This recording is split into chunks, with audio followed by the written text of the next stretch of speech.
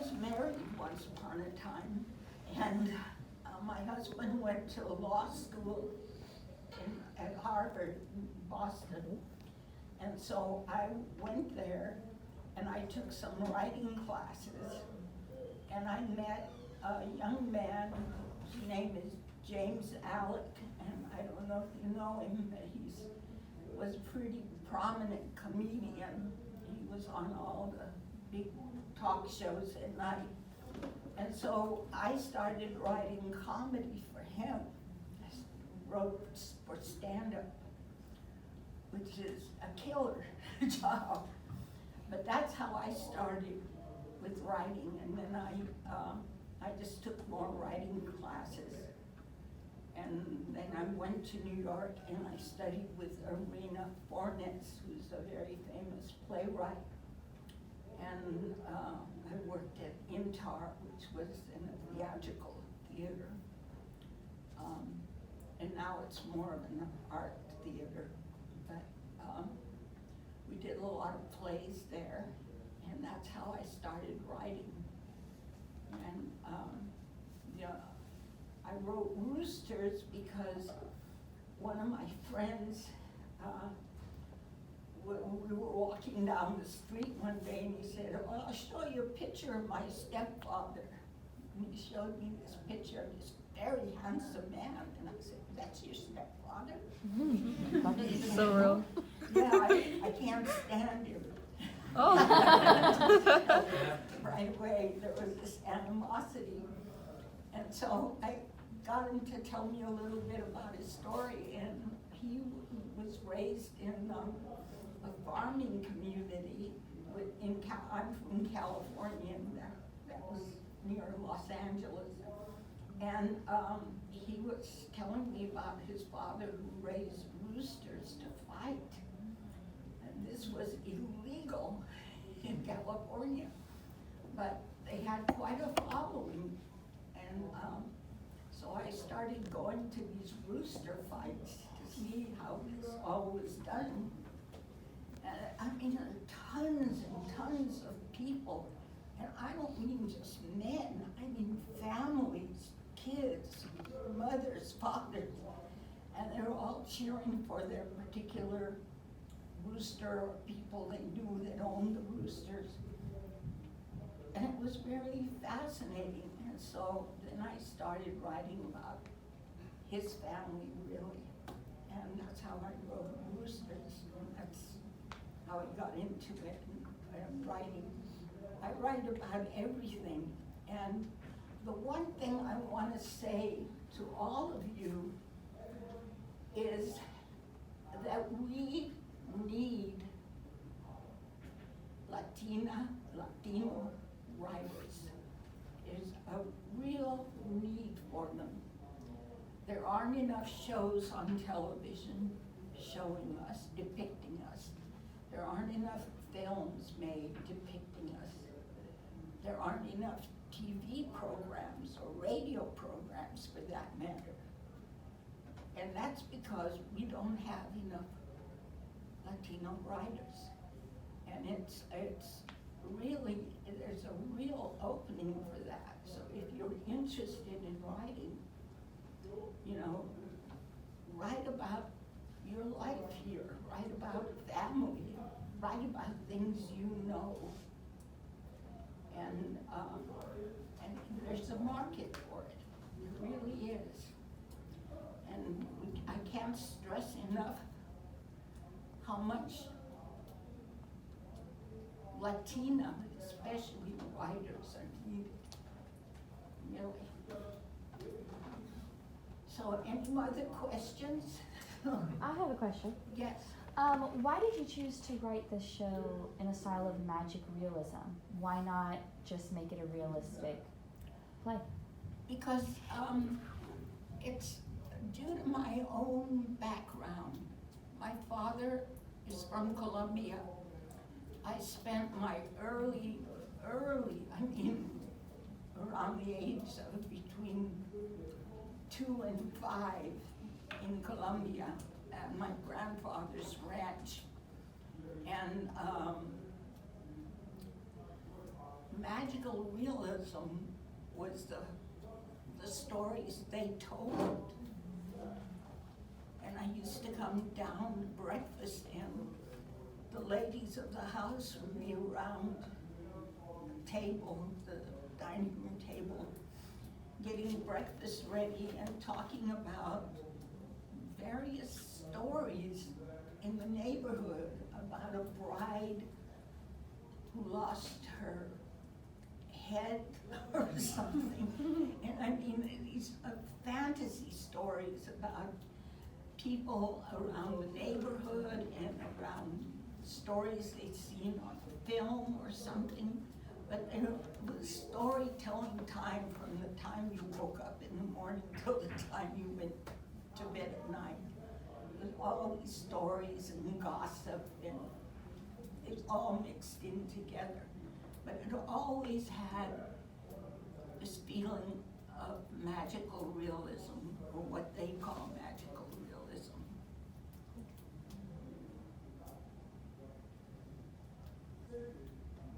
I have another question. Good. I know that you said that you wrote the story about your friend's family, right? Uh-huh. But as writers and as actors, and as human beings, we often put pieces of ourselves into everything that we do, all of our work. So my question is, which character in this show do you relate to or resonate with the most? Angela. Okay. Okay. Yeah, that was sort of my personal history of childhood. Was making up stories about saints and angels and getting into trouble and being a little mischievous.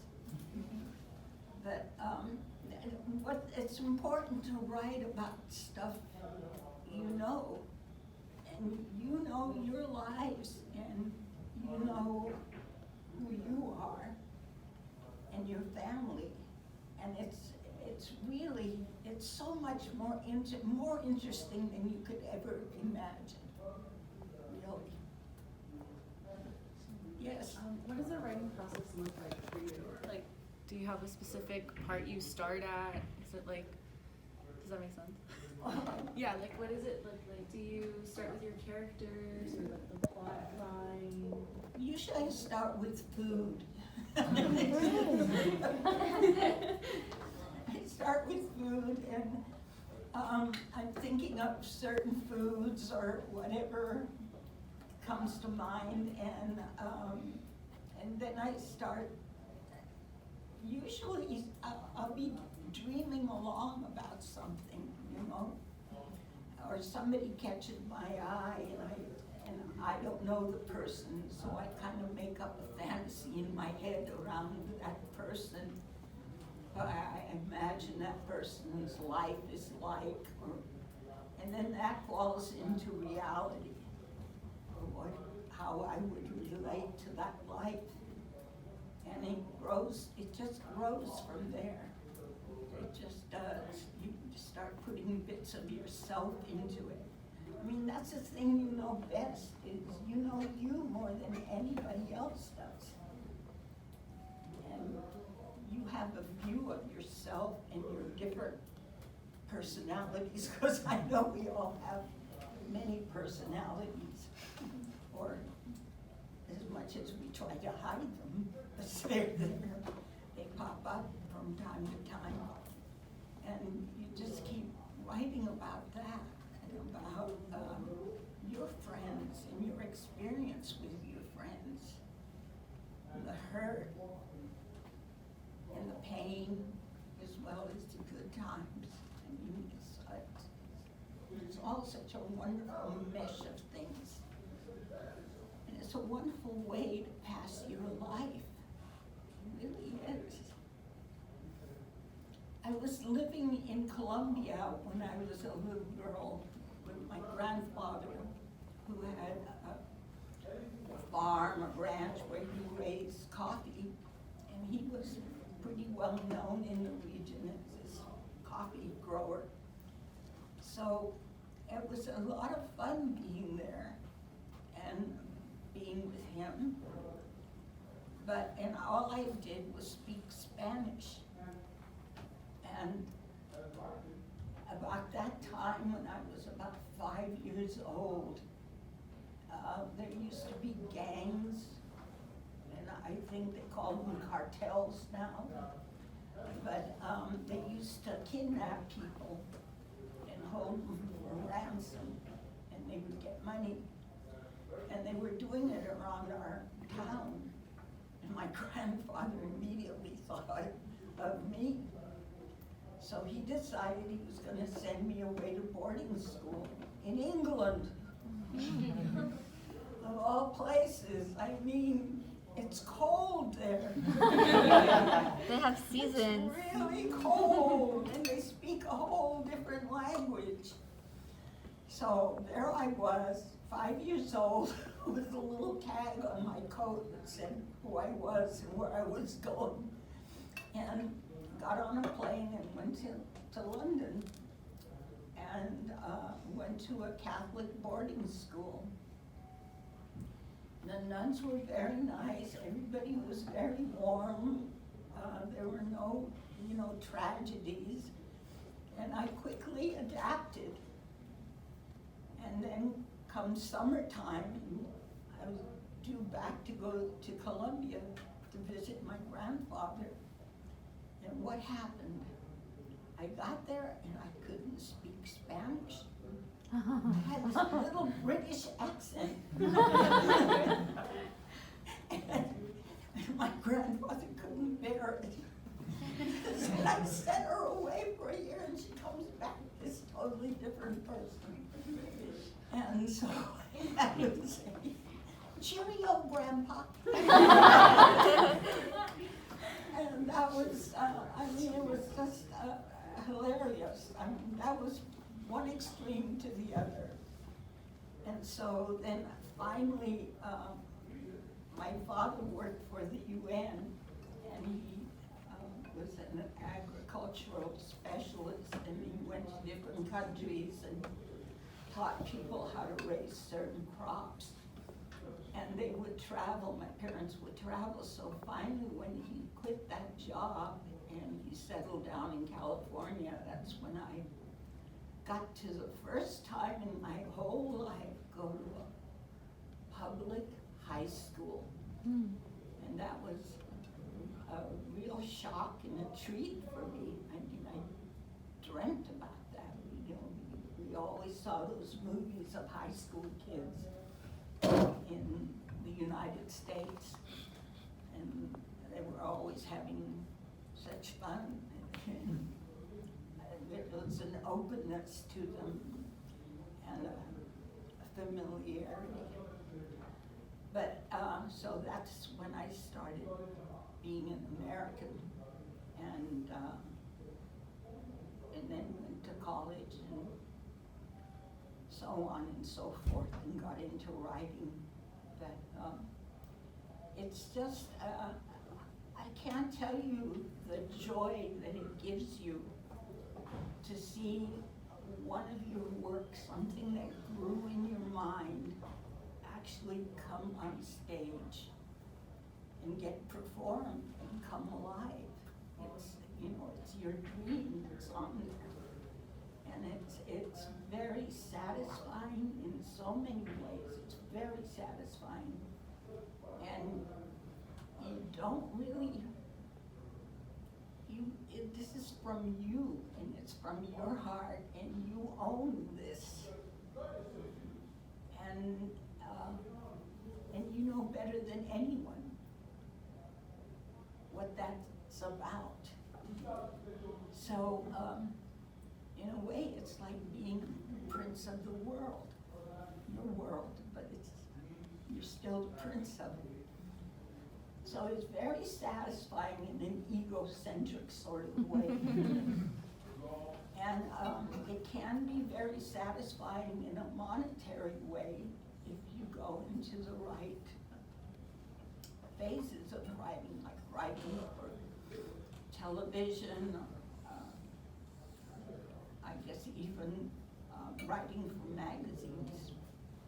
I mean, you can earn a living, and a pretty good one. I mean, I have, and it's it's been very satisfying.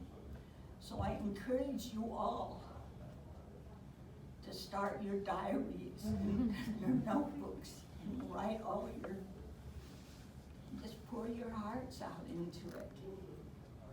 It's really it's good for you mentally, physically, it's really good for you. So you gotta have some other questions.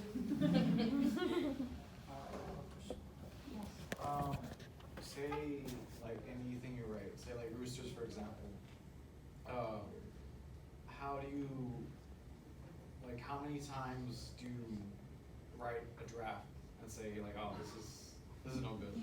Like, when do you finally, do you ever have the bane of my existence. like, when you have the confidence to say, okay, hey, like, do you ever look at it and say, oh, it's perfect, or is there always like, oh, like, I wish I could go back and just tweak this or that? Listen, I have my plays published, and I have a book of my plays that are published, and I still write over.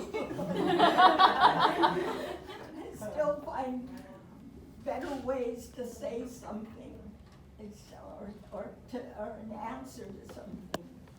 It just never leaves you, and that you get obsessive and get a little cuckoo, like I do.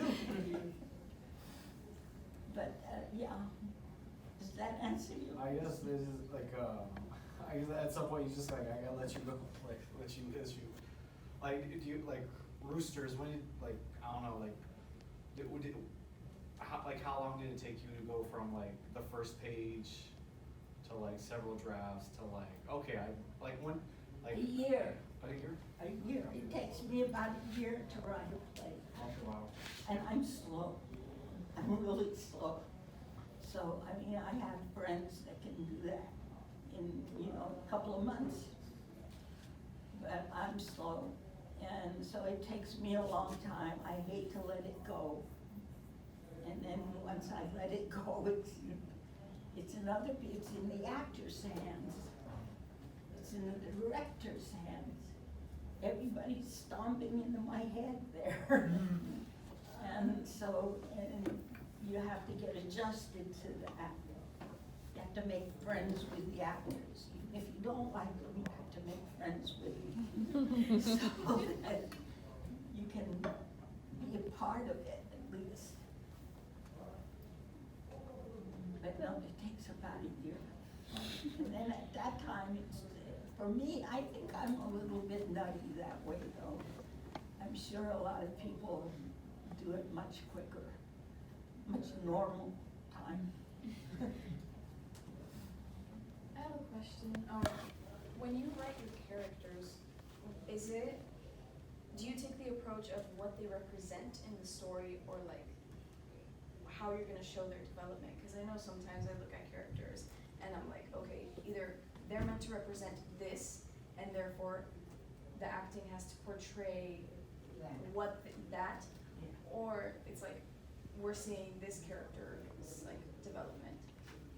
I take it more as the development and the interaction with the other characters and what it does to them and what they do to other characters. So it's a growth process. It's kind of like when you're a young teenager and you're first going to junior high or whatever, and it's, how your first day at junior high is kind of awkward, and then you start making friends and you're growing in that sense, and that's the way my characters grow from what other people do or say to them.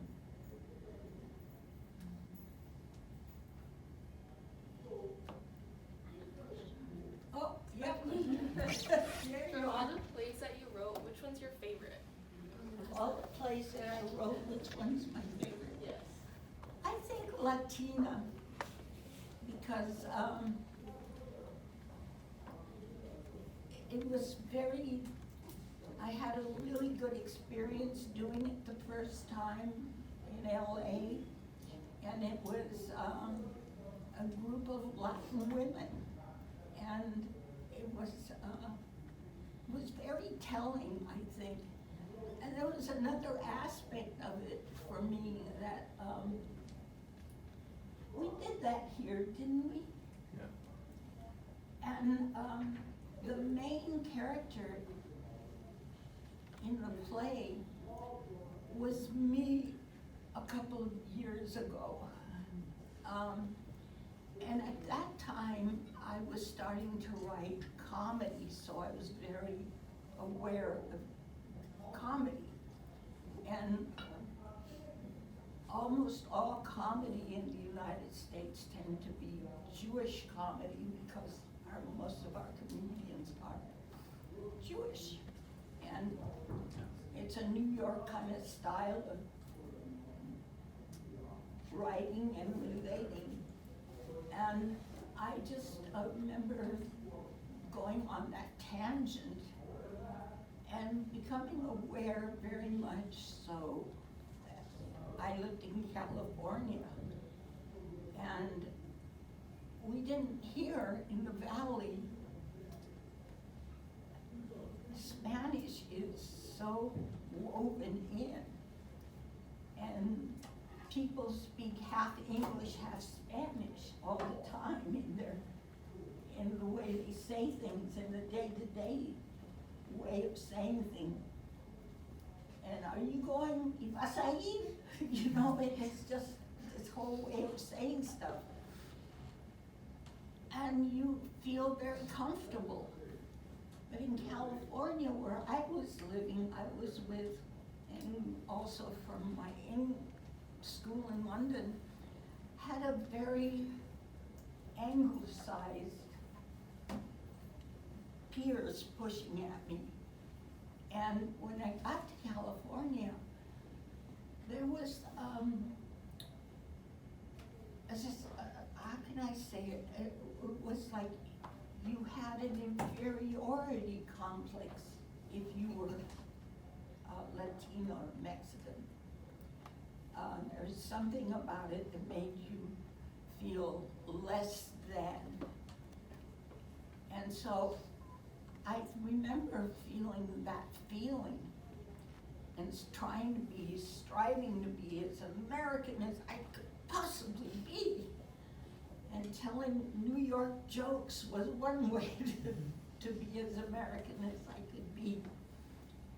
And there was a feeling of inferiority that I just, in which that character tried to make up with smart answers.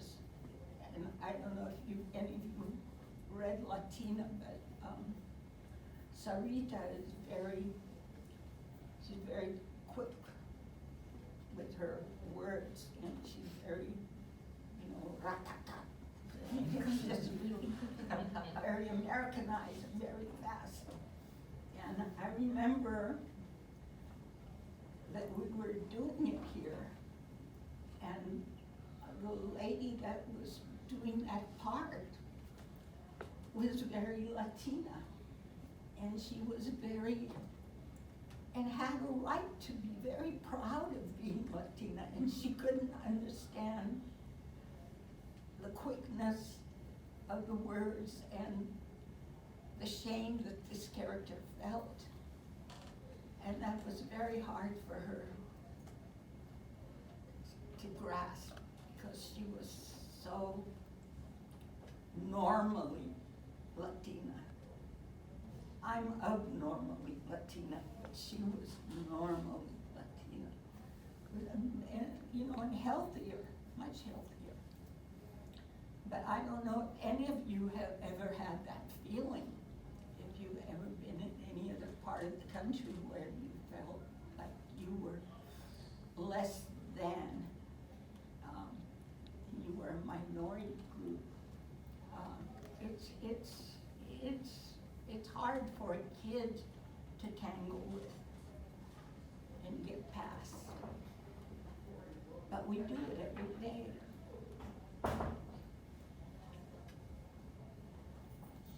And? I have another question.